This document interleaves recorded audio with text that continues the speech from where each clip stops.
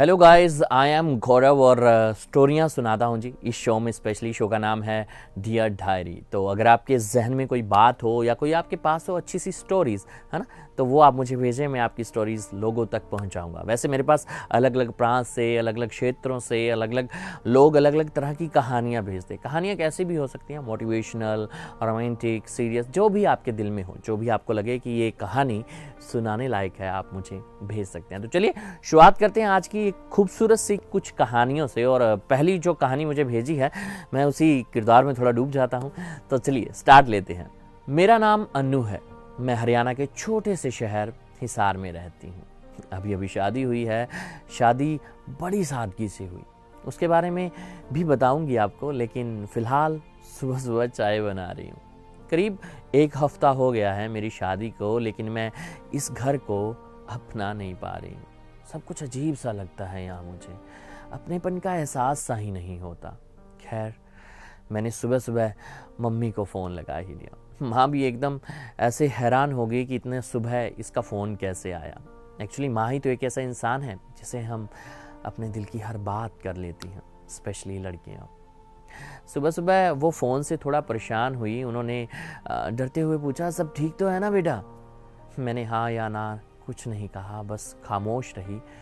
मैं कोई बात नहीं पूछना चाहती थी, बस एक ही बात मेरे जहन में थी कि अर्नव कैसा है।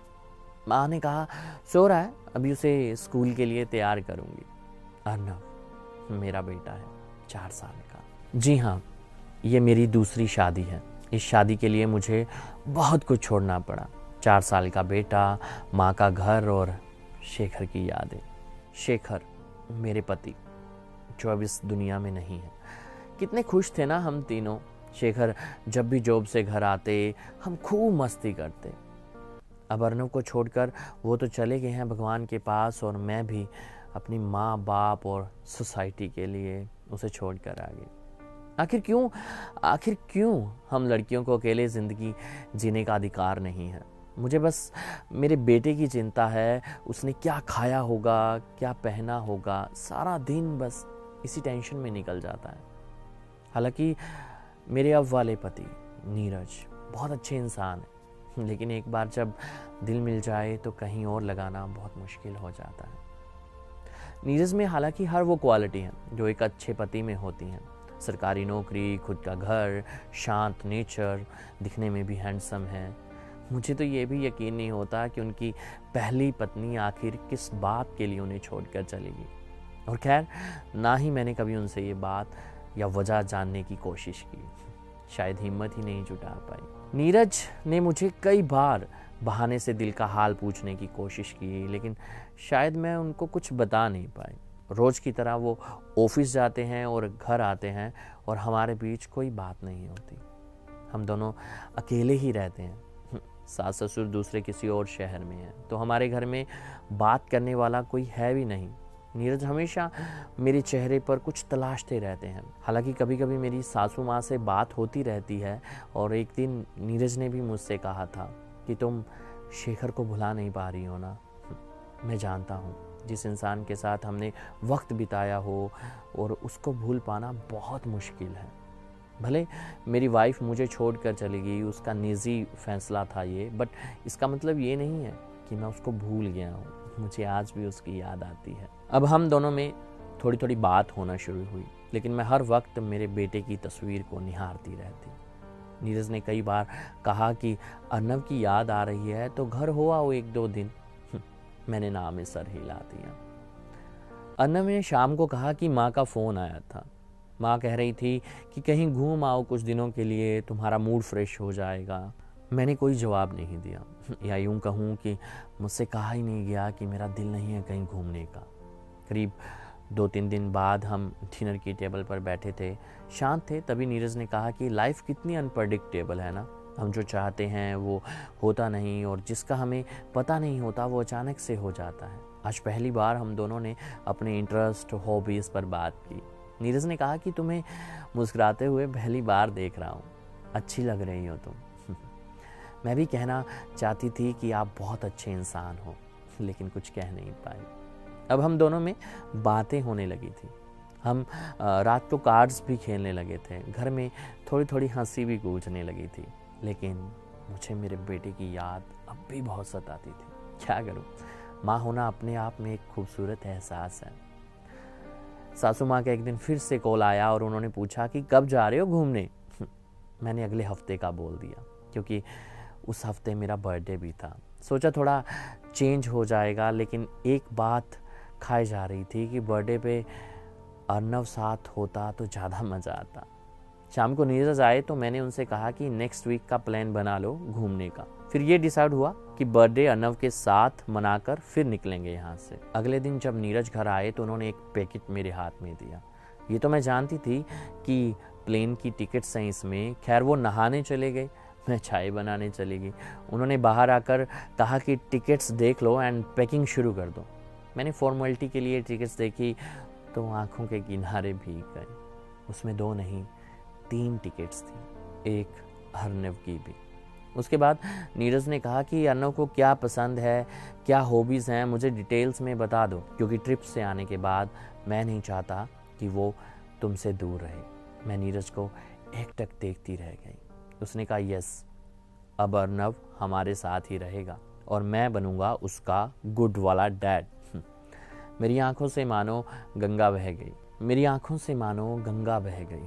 मैंने झट से नीरज को गले लगा दिया एंड उसने बस यही कहा कि अब हुई है हमारी फैमिली कंप्लीट। तो ये थी आज की मेरी स्टोरी। तो गाइस चलिए बढ़ते हैं अगली स्टोरी की तरफ और जानते हैं कि अगली स्टोरी हमें किसने भेजी है। और ऐसी कोई खूबसूरत सी स्टोरीज अगर आपके पास हैं या आप लिखते हो तो आप मुझे भेज सकते हो। कुछ सच्ची घटनाएं भी हो सकती हैं और कुछ आपके द्वारा लिखी हुई बातें भी हो सकती हैं। तो देर ना कीजिए और मुझे भेजें। तो चलिए स्टार्ट करते हैं आज की दूसरी स्टोरी। ये कहानी है मेरी। ओह, नाम तो बताया ही नहीं आपको। मेरा नाम आंचल है और मैं फरीदाबाद में रहती हूँ। यूँ तो मैं अपनी ज़िंदगी में बहुत खुश हूँ, लेकिन कहते हैं ना कि कोई ना कोई कमी रह ही जाती है। मैं अपनी माँ के साथ 3 BHK यानी कि 3 कमरों वाले घर में रहती हूँ। मैं और मेरी माँ बस 2 लोग हैं इस घर में। वैसे तो हम दोनों बहुत खुश हैं अपनी अपनी ज़िंदगी में, लेकिन कई बार मेरी माँ को मलाल हो जाता है कि मैंने शादी क्यों नहीं की। मेरे बाद तेरा क्या होगा, बस यही कहती रहती हैं वो। हालांकि हम दोनों ताश खेलते हैं, घंटों घूमते फिरते हैं, लाइफ को फुल एंजॉय करते हैं, लेकिन कहते हैं ना कि कोई ना कोई कसक हर इंसान की ज़िंदगी में रह ही जाती है। मेरी माँ भी पूरी मॉडर्न है, भाई हो भी क्यों ना, प्रिंसिपल रिटायर्ड हैं वो। लेकिन आप कितना भी मॉडर्न इंडिपेंडेंट क्यों ना हो जाओ, ज़िंदगी में आपको एक सहारे की ज़रूरत ज़रूर होती है। मुझे अच्छे और बड़े घर का बहुत शौक़ था, तो मेरी माँ ने मुझे एक घर गिफ्ट कर दिया। भैया पुराने रईस हैं हम। माँ ने मुझे मेरे बर्थडे पे गिफ्ट दिया। हमारा एक पुराना प्लॉट था, वहीं हमने अपने ये सपनों का घर बनाया है। अब मेरी माँ चाहती है कि इसको पूरा मॉडर्न लुक दें और मैं इसको पुराना लुक देना चाहती हूँ। इसलिए माँ ने डिसाइड कर लिया है कि किसी अच्छे इंटीरियर डेकोरेटर को घर दे देंगे ताकि वो हम दोनों की चॉइस का ध्यान रख सके। मैं माँ को मना करती रही कि क्या ज़रूरत है किसी से घर डेकोरेट करवाने की। माँ ने कहा कि तुम्हारी सोच जो ना बहुत स्मॉल टाउन वाली है और हमेशा यही रहेगी। खैर हम दोनों की लड़ाई के बीच घर दे दिया गया। एक संडे मीटिंग रख ली हमने। ओहो, आपको ये तो बताना ही भूल गई मैं कि मैं जॉब करती हूँ, बट वर्क फ्रॉम होम। एक टीवी चैनल में टीवी एडिटर हूँ। घर से ही काम करती हूँ। घर से काम करने का ना अपना अलग ही मज़ा है ना। पलाथी मारकर, कहीं भी बैठकर, गाने सुनते हुए, किचन का काम करते हुए काम करने का मज़ा ही कुछ अलग है। खैर मेरी ना नुकर करने के बाद माँ ने इंटीरियर डिज़ाइनर को बुला ही लिया। डोरबेल बजी और मैंने माँ से कहा, देखो आपका ही डिज़ाइनर आया होगा। माँ तो उठी नहीं। मुझे ही जाना पड़ा। जैसे ही मैंने गेट ओपन किया मेरे हाथ पैर कांप गए। जो इंसान मेरे सामने खड़ा था वो कोई और नहीं बल्कि मेरा पुराना प्यार मुकुल था। माँ ने उसे देखते ही कहा, आओ बेटा, आप ही हो ना इंटीरियर डिज़ाइनर। उसने हाँ में सिर हिला दिया। उसने मुझे हे बोला एंड मैंने भी हाय। माँ ने पूछा कि तुम जानते हो एक दूसरे को? तो मैंने कहा हाँ माँ, हम क्लासमेट थे। मैं भुला चुकी थी उसको, लेकिन सामने आने के बाद दिल के कोने में कहीं जो कसक रहती है वो जाग उठती है। खैर, वो माँ से बात करता चला गया। मैं रात भर सोई नहीं, बस करवटें बदलती रही। याद आई उसकी वही बातें जिसमें उसने कहा था कि सॉरी, मैं शादी नहीं कर सकता, मुझे लोगों के सपनों के घर बनाने हैं। मैं उसको कह भी नहीं पाई कि मैंने अपने घर का सपना तुम्हारे साथ देखा है। खैर, जिंदगी आई गई हो गई, काम में पता ही नहीं चला कि कब शादी की उम्र निकल गई। आज फिर वो हमारे घर आया है और माँ के साथ बैठा डिस्कस कर रहा था और मैं किचन से उसको देख रही थी। ज़्यादा कुछ नहीं बदला इन 15 सालों में, बस उसकी टम्मी थोड़ी सी निकल आई है। उसने माँ को कहा, आंटी अगर आप मेरे पर फेथ करते हो तो 1 महीने के लिए घर मुझे दे दो, उसके बाद देखना और देखना मैं आपके घर को क्या बना देता हूँ। हालांकि मेरी माँ किसी पे विश्वास नहीं करती, बहुत नखरे वाली है, लेकिन पता नहीं क्यों माँ ने उसे हाँ कह दिया। बीच बीच में भी वो आता रहा माँ को मिलने और माँ और उसकी डिस्कशन जारी रहती थी। हम दोनों ज़्यादा बात नहीं करते थे, बस हाय हेलो में औपचारिकता कर कर टाइम निकल जाता था। और मैं ये भी नहीं चाहती थी कि किसी का घर खराब किया जाए। बट हाँ, एक बार उसकी वाइफ और बच्चों को देखने का मन ज़रूर था मेरा। खैर, 1 महीना कब बीत गया पता ही नहीं चला। मैं हर रोज़ उसके बारे में सोचती और थक कर सो जाती। कुछ अच्छे पल भी तो थे हम दोनों के पास याद करने को। 1 महीने बाद वो टाइम आ गया जब हम लोगों को उसने घर हैंड ओवर कर दिया और मुकुल किनारे पे खड़ा था। माँ तारीफ करते हुए थक नहीं रही थी और मैं ये देखकर हैरान थी। क्या मुकुल को याद था कि मुझे घर में एक झूला चाहिए? क्या उसको याद था कि मुझे आसमानी रंग बहुत अच्छा लगता है? उसने मेरे लिए छोटी सी लाइब्रेरी और एक ओपन टेरिस तक बना दिया था। मेरी आंखें नम सी हो गई, बट मैं खुद को संभालते हुए कहा कि खूबसूरत घर बनाया है तुमने, याददाश्त अच्छी है तुम्हारी। इतने में माँ भी एक कोने से निकल कर आ गई और माँ ने उसे आज डिनर पे इनवाइट कर लिया और कहा कि हाँ बेटा आना है, लेकिन विद फैमिली। वो चला गया एंड मैं बहुत सारे पकवान बनाकर उनका इंतज़ार करती रही, बिकॉज आज उसकी वाइफ एंड बच्चों को देखूंगी। वो आया हाथ में बुके लेकर, हम खाना खाने बैठ गए तो मम्मा ने गुस्से में कहा कि अपनी फैमिली को लेकर क्यों नहीं आए तुम? उसने स्माइल दी एंड बोला, आंटी लोगों के सपनों का घर बनाते बनाते मैं अपने सपनों का घर बनाना ही भूल गया। मैं सुन्न हो गई, मानो किसी ने चांटा जड़ दिया हो। उसने मुझे स्माइल दी एंड कहा कि खाना बहुत अच्छा बना है। कभी कभी ज़िंदगी में हम एक दूसरे को धोखेबाज कह देते हैं, लेकिन मजबूरी नहीं समझ पाते। आज की रात बस इसी सोच में निकल गई। फिर मुकुल से कभी बात भी नहीं हुई। यही थी बस मेरी कहानी। तो गाइज, ये थी आज की 2 कहानियाँ एंड आई विश कि आप लोगों को बहुत अच्छी लगी होंगी। अगर आपको अच्छी लगी तो आप मुझे कमेंट कर सकते हैं, मुझे बता सकते हैं। एंड अगर आपके पास भी कोई अच्छी सी स्टोरी है तो मुझे ज़रूर बताएं। तो अगले हफ्ते फिर मिलते हैं, तब तक के लिए दीजिए इजाज़त। Goodbye, take care, have a nice day.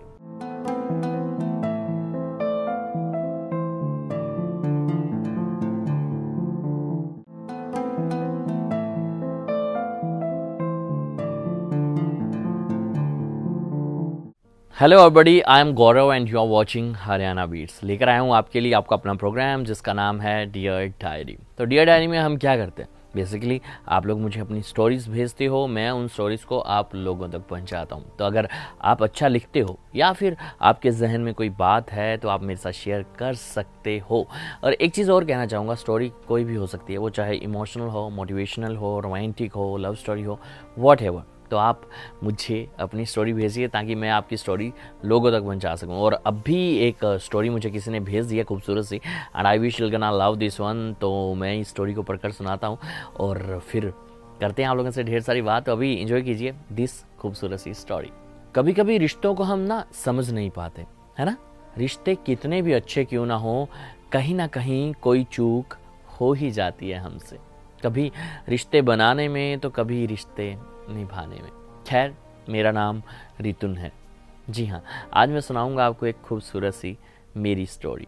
ज़िंदगी अच्छी चल रही थी कि अचानक 1 साल पहले मेरी माँ की डेथ हो गई। पापा कॉलेज में प्रोफेसर हैं और मैं घर का इकलौता लाडला। अब मैं 17 साल का हूँ और ज़िंदगी बड़ी चेंजेस लेकर आ रही है मेरे लिए। माँ को भुला पाना बहुत मुश्किल था, ना सिर्फ मेरे लिए बल्कि पापा के लिए भी।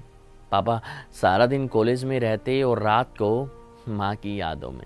मैं उन्हें देखकर दुखी था, लेकिन अब 6 महीने पहले मैं उनसे थोड़ी थोड़ी नफरत भी करने लगा था। करूं भी क्यों ना, पापा ने दूसरी शादी जो कर ली थी, मुझे बिल्कुल मंजूर नहीं था जी। मेरी नई मम्मा, माँ नहीं कहूँगा क्योंकि मेरी नज़र में माँ सिर्फ मेरी माँ थी जो अब मेरे पास नहीं है। खैर, नई मम्मा के आने के बाद चीज़ों का बदलना स्वाभाविक था। मैं अपने दोस्तों को कभी नहीं बता पाया कि मेरे पापा ने दूसरी शादी कर ली, लेकिन कैसे ना कैसे पता चल ही जाता है। वो मुझे कहते तो कुछ नहीं थे, लेकिन कभी कभी मुझे लगता था कि वो मेरी पीठ पीछे मेरा मजाक उड़ाते हैं। मेरी नई मम्मा का नाम वनीता है और वो पापा के साथ ही कॉलेज में प्रोफेसर है। घर में नए चेंजेस मुझे अच्छे नहीं लग रहे थे। माँ पापा की तस्वीर गायब थी, घर में सब कुछ चेंज था। अभी आज मैंने एंटर किया तो पीछे नई वाली मेरी मम्मा खड़ी थी। उन्होंने कहा कि जल्दी करो बेटा, चेंज कर लो और डिनर के लिए आ जाओ। मैंने कुछ नहीं कहा। जाते जाते मुंह से ये निकला कि मैं खुद खा लूँगा, बट नई मम्मा ने कुछ नहीं कहा। पापा साथ टेबल पर हम खाना खाते हुए बातें करते ही रहते थे अक्सर, बट अब हम तीनों में मैं बहुत कम बैठता था। मैं कहीं ना कहीं बहाना बनाकर निकल जाता था। हालांकि किसी के जाने से अकेला हो जाना इतना नहीं खलता जितना उसकी ज़िंदगी में जगह कोई ज़बरदस्ती लेने की कोशिश करे उससे खलता है। मैं ऐसा नहीं कहूँगा कि वो बुरी औरत थी या मेरा ध्यान नहीं रखती थी, लेकिन मैं अपनी माँ की जगह किसी और को नहीं दे सकता था। आज रात को घर आया तो मन उदास था क्योंकि दोस्त के घर उसकी माँ के बर्थडे की पार्टी मना कर आ रहा था। मुझे बहुत याद आ रही थी आज माँ की। खैर, घर पहुँचा तो पापा ने कहा कि बेटा कहाँ थे? तो मैंने कहा कि दोस्त के घर था। तो उन्होंने कहा कि चलो कोई ना, जल्दी आओ और खाना खा लो। मैंने कहा खाना खाकर आया हूँ पापा। पापा को अचानक से पता नहीं क्या हो गया, उन्हें एकदम से गुस्सा आ गया। वो ऐसे नहीं थे। उन्होंने मुझे कहा कि तुम्हें किसी की चीज़ की वैल्यू नहीं है, तुम्हें ध्यान नहीं रहता कि खाना घर खाना चाहिए। वनीता ने कितनी मेहनत से तुम्हारी पसंद की चीज़ें बनाई हैं। पापा का ये बिहेव मुझे पसंद नहीं आया और मैं बड़ा हैरान था। ये पहली बार नहीं था कि मैं बाहर से खाना खा कर आया था। मेरी माँ के होते हुए भी मैं अक्सर ऐसा करता था, लेकिन तब ना तो पापा कुछ कहते थे और ना ही मेरी माँ कुछ कहने देती थी। खैर, मैं सारी रात माँ की तस्वीर से बात करता रहा। नई मम्मा के लिए मेरी नफ़रत बढ़ रही थी। शादी की वजह से उन्होंने छुट्टी ले ली थी और आजकल सारा दिन घर पर ही रहती थी। वो कभी माँ के लगाए हुए पौधों को पानी देती तो कभी मुंह पर रुमाल बांधकर स्टोर रूम की सफाई करती और कभी कबाड़ी वाले को बुला लेती। काफ़ी कुछ हरकतें उसकी मेरी माँ की तरह ही थी। काफ़ी कुछ उनकी हरकतें मेरी माँ की तरह ही थी। लेकिन मैंने माँ को कभी इतना सजते संवरते नहीं देखा था जैसे ये वाली मेरी नई माँ टिप टॉप होकर रहती थी। वो मुझसे हर बार इंटरेक्ट करने की कोशिश करती, लेकिन मैं हर बार अनसुना कर देता। खैर, मेरा एनुअल फंक्शन पास था और मेरे दोस्त मेरे घर डांस की तैयारी करने आते थे। वो हर बार हमारे पास आकर पूछती, कुछ खाओगे, टी या कॉफ़ी बेटा? मैं हर बार मना कर देता। आज पड़ोस की दुकान वाले अंकल ने कहा कि आजकल तुम्हारे पापा बड़े खुश रहते हैं, क्या बात? मैंने शर्मिंदगी से सर झुका लिया और वहाँ से चला आया। मैं माँ की खाली जगह को खाली ही रहने देना चाहता था। आखिर पापा ने शादी क्यों की? क्या ज़रूरी था? एक सुबह माँ और पापा और मैं टेबल पर बैठे थे, नाश्ता कर रहे थे, तो नए वाली मम्मा ने कहा कि ये डांस बहुत अच्छा करता है। पापा ने कहा गुड, बट स्टडी पे ध्यान दो। अगली दोपहर को मैं स्कूल से आया तो देखा कि मेरी अलमारी बिल्कुल सेट है। मेरे जो बिखरे हुए कपड़े थे वो एकदम तय लगे हुए थे। मेरे कमरे की सब चीज़ें अपनी अपनी जगह पर थी। मुझे बहुत गुस्सा आया। मैंने बहुत ऊंची आवाज़ में कहा कि ये क्या बात है, मुझे ये चीज़ें बिल्कुल नहीं पसंद, मेरे रूम में नहीं आना एंड ऑल। मैं कुछ ज़रूरत से ज़्यादा बोल गया। नई माँ दौड़ती हुई आई और उन्होंने कहा कि बेटा ये सब बिखरा पड़ा था तो मुझे लगा कि सही कर दूँ। और मैंने उन्हें गुस्से में कहा कि कोई ज़रूरत नहीं है मेरी पहले वाली माँ बनने की। मैंने उनसे कहा कि कोशिश भी मत करो कि मेरी माँ की जगह आप ले लोगे। उनकी जगह कोई नहीं ले सकता। और मैं बहुत ऊंची ऊंची चिल्ला रहा था। मेरे हाथ में हैंगर था, मैंने हैंगर को ज़मीन पे पटक कर मारा तो उसका कुछ हिस्सा उनके सिर पर जाकर लगा और खून बहने लगा। मैं एक डर गया और मैं नीचे बैठ गया। वो भागकर अपने रूम में चली गई। उसके बाद हम दोनों की कोई बात नहीं हुई। उसी रात हम सब डिनर पर थे। पापा ने आवाज़ लगाई कि जल्दी आओ। मुझे लगा कि उन्होंने पापा को सब बात बता दी है। मैं पूरा दिन यही सोचता रहा कि पापा को क्या बहाने बनाऊंगा, पापा कैसा रिएक्ट करेंगे। लेकिन जैसे ही टेबल पर गया तो सब कुछ नदारत था, कोई गुस्सा नहीं था, सब शांत खाना खा रहे थे। और पापा ने बड़े प्यार से कहा कि बेटा कल घर पर ही रहना, कारपेंटर को बुलाया है। मैंने हाँ में सर हिला दिया और उन्होंने कहा कि देखो आज तुम्हारी माँ के सिर पर चोट लग गई, कारपेंटर को बुलाना बड़ा ज़रूरी था, किचन में कुछ चीज़ें बिखरी पड़ी हैं। मैं एक टक मेरी न्यू मम्मा को देखता रहा। वो नीचे मुँह करके खाना खाती रही। आज पहली बार मुझे एहसास हुआ कि वो अच्छी औरत है। 2 दिन बाद हम किसी के घर डिनर पार्टी पे गए तो लौटते हुए पापा ने गाड़ी रोकी और अचानक से कुछ सामान फ्रूट्स वगैरह लेने बाहर चले गए, हम दोनों को गाड़ी में अकेला छोड़कर। नई मम्मा ने मुझे मेरा लाइटर पकड़ाते हुए कहा कि सिगरेट कम पिया करो, smoking is not good for health.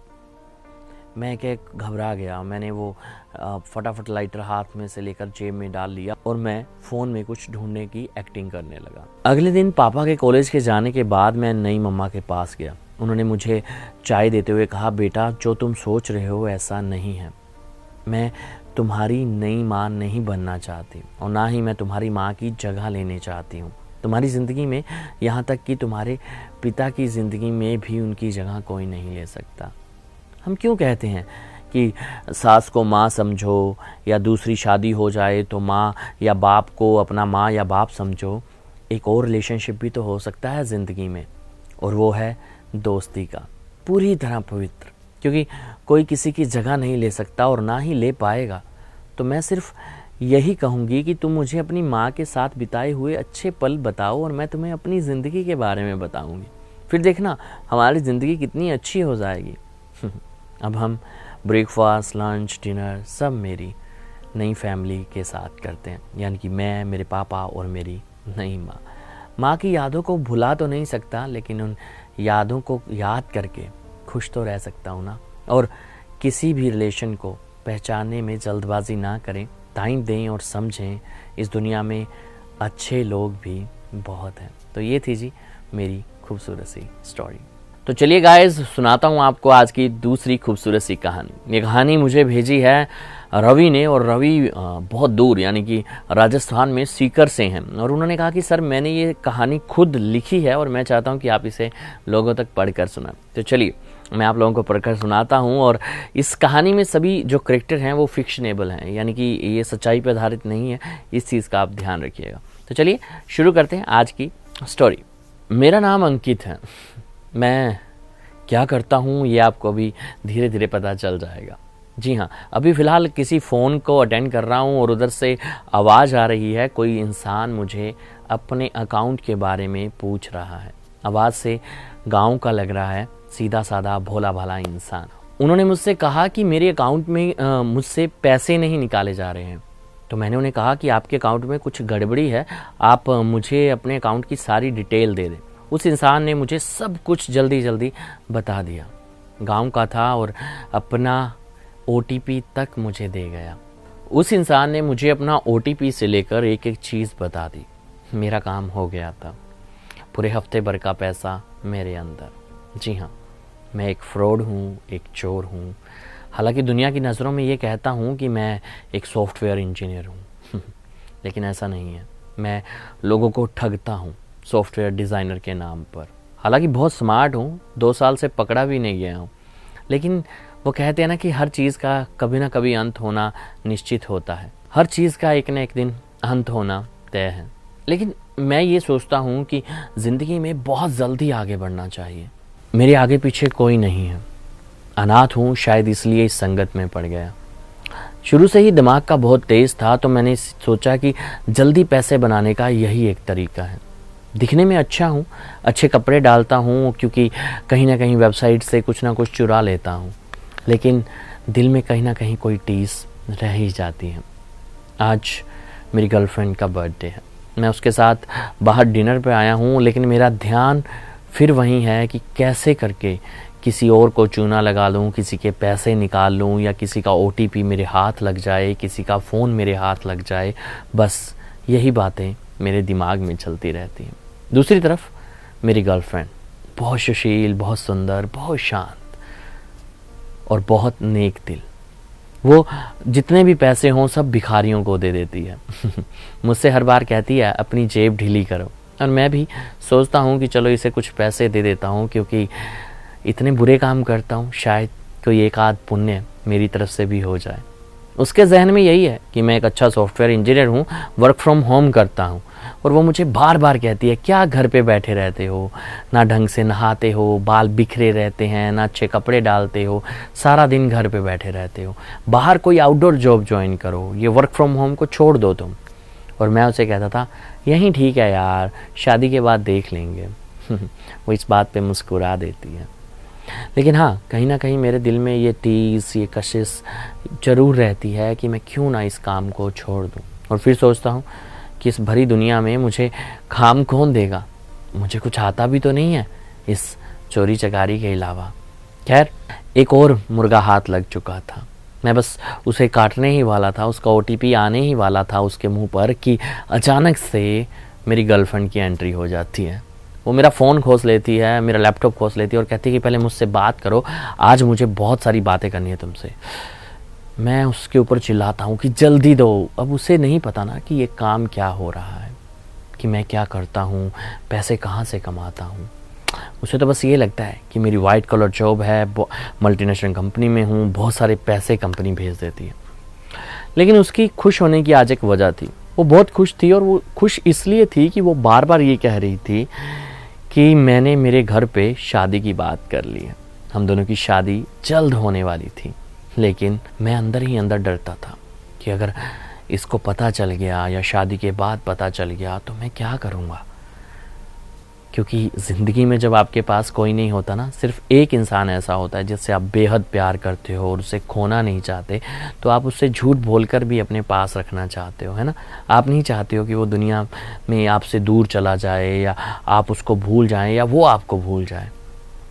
खैर, वो दिन निकल गया और मेरा दिल रात को बस यही सोचने में गया कि यार काश मैं कोई अच्छा काम कर लूँ, काश कोई ऐसा काम कर लूँ जिसमें मुझे कुछ अच्छी इनकम हो जाए। लेकिन वो कहते हैं ना कि लत जो है वो बहुत बुरी चीज़ है, बहुत बुरी चीज़। अगले दिन सुबह देखा अखबार में लिखा हुआ था कि किसी ने 7 लाख का फ्रॉड किया, ऑनलाइन ठगी।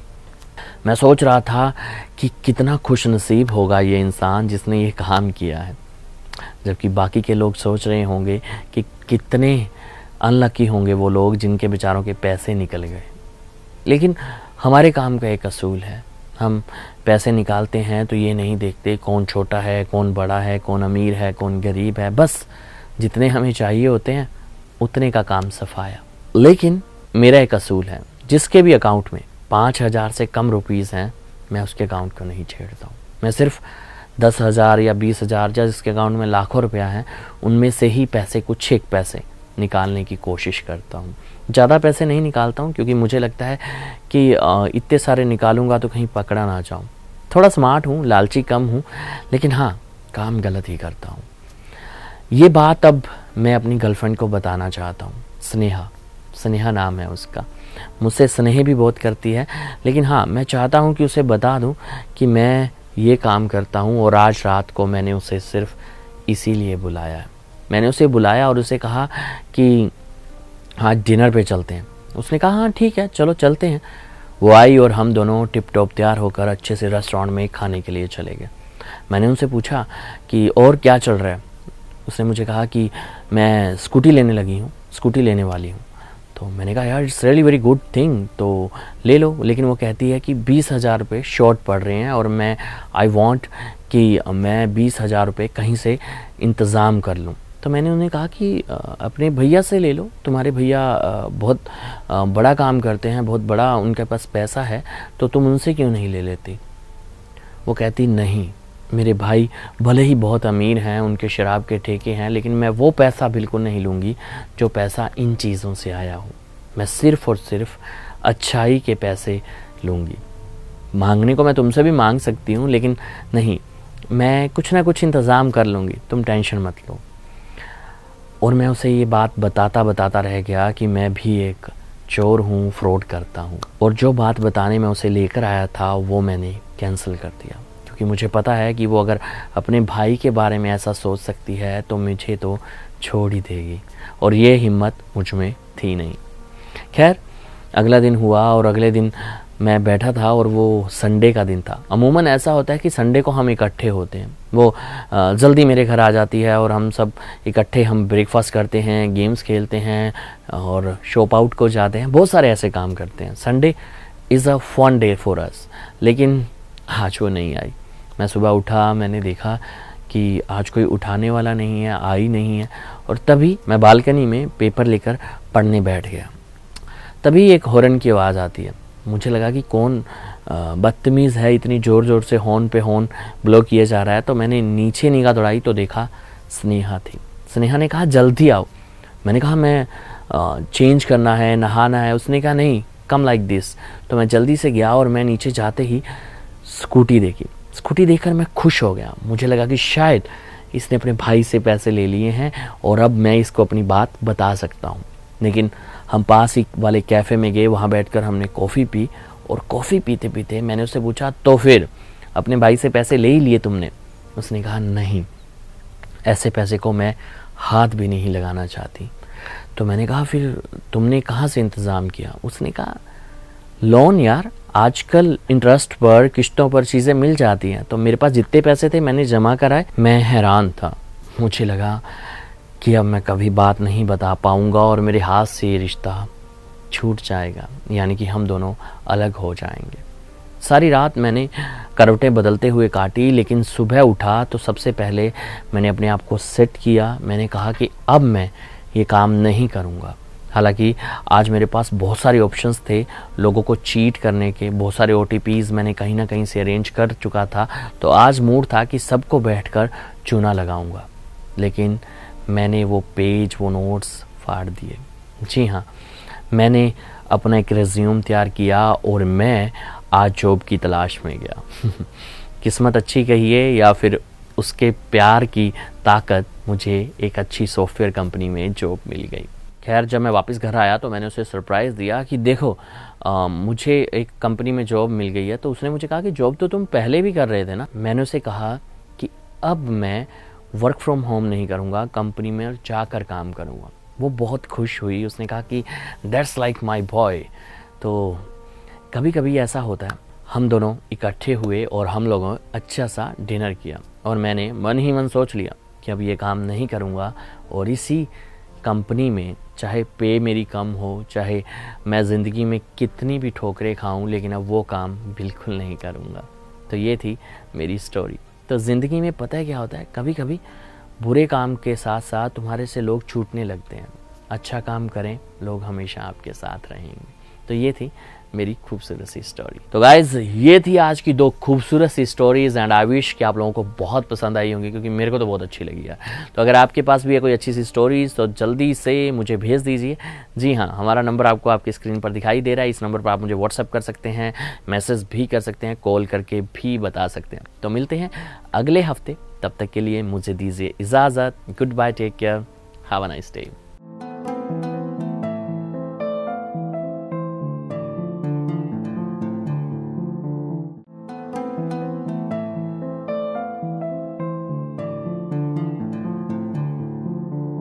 हे guys, this is Gaurav and you are watching Haryana Beats. और लेकर आया हूँ आपके लिए ऐसा शो जो हर लोग इंतज़ार करते हैं। जी हाँ, शो का नाम है डियर डायरी। तो डियर डायरी में होता क्या है ना, ये भी आपको बता देता हूँ कि डियर डायरी में आप लोग मुझे अपनी स्टोरीज़ भेजते हो और मैं उन स्टोरीज़ को देता हूँ अपनी आवाज़ और आप लोगों तक पहुँचाता हूँ। तो हाँ, अगर आपके पास भी कोई अच्छी सी स्टोरी है तो आप मुझसे शेयर करें, मैं उस स्टोरी को आप लोगों तक पहुँचाऊँगा।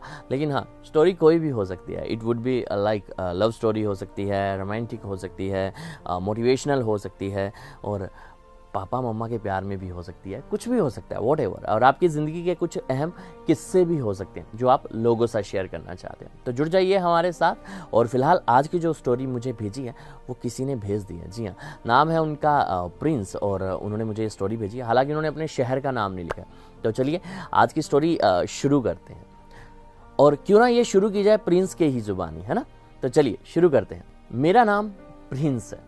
हालांकि मैं आदेश दे नहीं पाता हूँ किसी को, क्योंकि जहाँ मैं जॉब करता हूँ ना, वहाँ भी नया नया हूँ, और लोग अक्सर नए लोगों को, आपको पता ही है, कि मौका नहीं देते।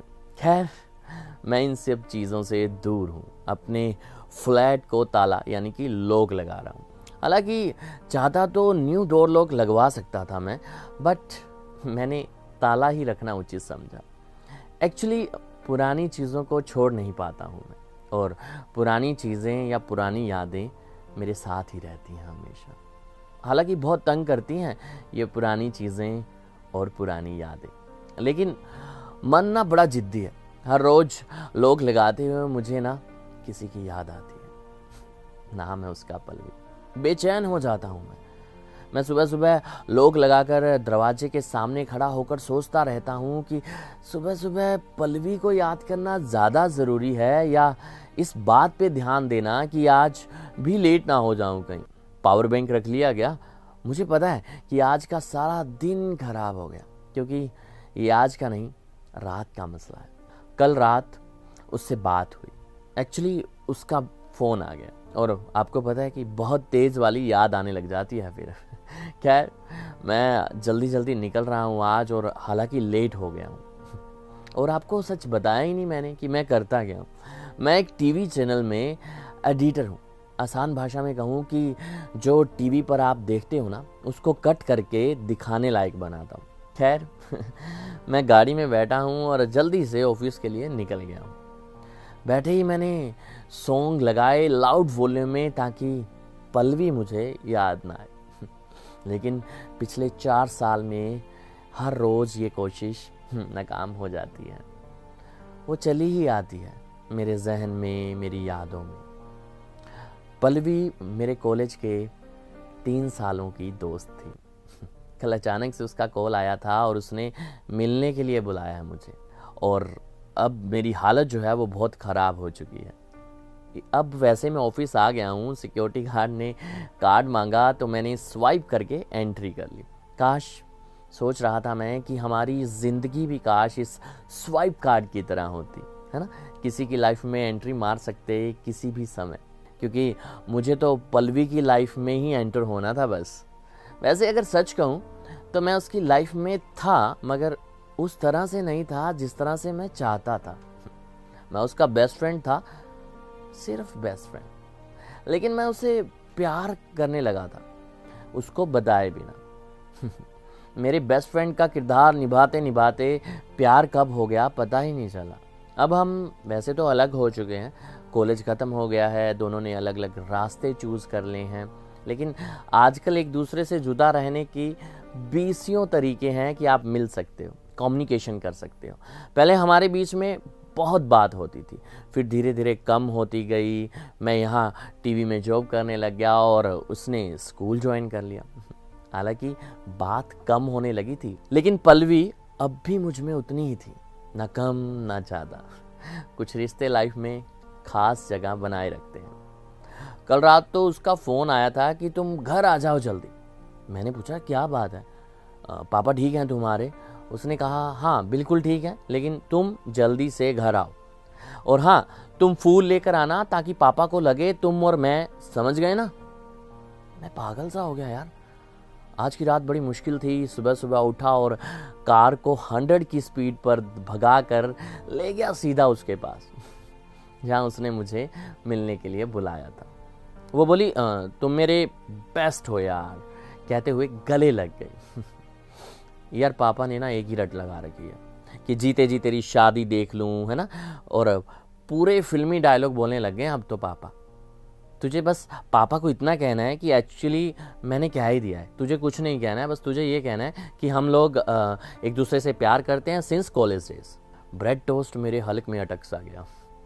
मैंने गर्म चाय के घूंट लेते हुए मुस्कुरा कर उसे थोड़ा छेड़ते हुए कहा, तो सच में कर लो तुम मुझसे शादी? मुझे लगा शायद उसकी आंखों से कोई एहसास देख पाऊंगा, लेकिन उसने अपनी मोटी मोटी गोल गोल आंखें यूं घुमाई और बोली, शादी नेवर। यार तू मेरा अच्छा दोस्त है।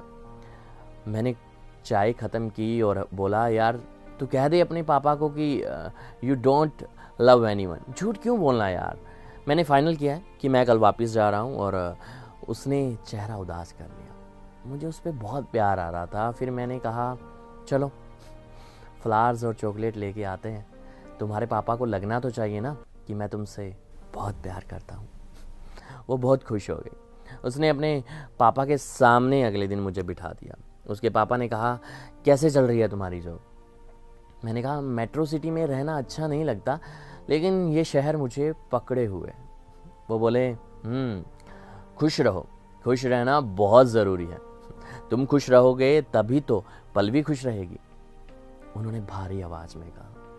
मेरी आंखें थोड़ी सी नम हो गई। मैं झूठ नहीं बोलना चाहता था और मैं नहीं चाहता था कि क्यों एक इंसान से झूठ बोलूं, और जिसके पास आकर मुझे उसका हाथ सच में मांगना चाहिए था, मैं उसे झूठ बोल रहा था। पलवी भी हम दोनों को देखती रही। उसकी आंखें भी नम हो चुकी थी। खैर, पापा ने बोला, अंकल ने कहा कि कॉफ़ी पिलाओ इसको। मैंने कहा, थोड़ा देसी हूँ अंकल, चाय पीता हूँ। अंकल मुस्कुरा दिए और पलवी को इशारा किया। हम दोनों उनके ड्राइंग रूम में बैठे चाय पीने लगे। पापा कितने खुश हैं ना तुम्हें देखकर। हाँ, मेरा झूठ भी पकड़ नहीं पाए, मैंने पलवी से कहा। पलवी का चेहरा और उदास हो गया। मैंने फटाफट बोला कि उसको हटाने के लिए कि सब नॉर्मल हो जाए, और उसको कह दिया कि चल यार इट्स ओके फाइन, है ना। अगले पूरा वीक मैं उसके पापा के पास आता जाता रहा, मिलता रहा। और एक दिन अचानक अंकल ने कहा कि शादी कब की फिक्स करें तुम्हारी। मैंने टाल दिया, लेकिन अब उदासी अंकल के चेहरे पे थी। खैर, मैं वहाँ से निकल पड़ा। पलवी मुझे बाहर छोड़ने आई। उसने मेरी कलाई पकड़ ली और बोली, रुक जाओ ना। मैं हैरान था।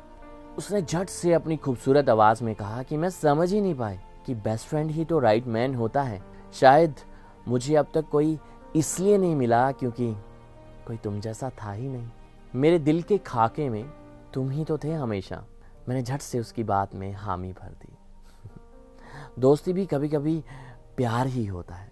बस यही तो थी हमारी कहानी। तो चलिए गाइस, बढ़ते हैं अगली कहानी की तरफ, जो कि मुझे किसी ने भेजी है और वो अपना नाम बीच में ही बता देंगे। तो चलिए शुरू करते हैं इनकी ये खूबसूरत सी कहानी। हर इंसान की जिंदगी में ना कोई ऐसा किस्सा जरूर जुड़ा होता है। मेरी जिंदगी में भी एक किस्सा जुड़ा हुआ है जो मेरे दिल के बहुत करीब है।